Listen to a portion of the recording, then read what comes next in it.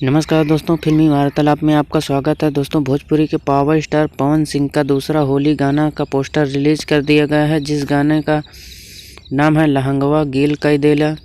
इस गाने को लिखे हैं अर्जुन अकेला और इसमें म्यूजिक है छोटू रावत का और इसको गाए हैं भोजपुरी के पावर स्टार पवन सिंह। दोस्तों, इसमें जोड़ी देखने को मिलेगी आपको भोजपुरी के पावर स्टार पवन सिंह और डिम्पल सिंह की जोड़ी, जो कि बहुत शानदार जोड़ी है। दोस्तों, आप लोगों को बता दूं कि ये best one music YouTube channel से रिलीज किया जाएगा। 1 से 2-3 दिन के अंदर इसका टीजर भी रिलीज कर दिया जाएगा और गाना भी। तो दोस्तों, अभी इसका डेट अनाउंसमेंट नहीं किया गया है, खाली कमिंग सून का पोस्टर रिलीज किया गया है। जैसे ही डेट अनाउंसमेंट किया जाएगा मैं आप लोगों को बता दूंगा। और पवन सिंह डिम्पल सिंह का ये वीडियो आप लोगों को अच्छा लगा हो तो वीडियो को लाइक कर देना और चैनल को ज़रूर सब्सक्राइब कर लेना। जय हिंद, धन्यवाद दोस्तों।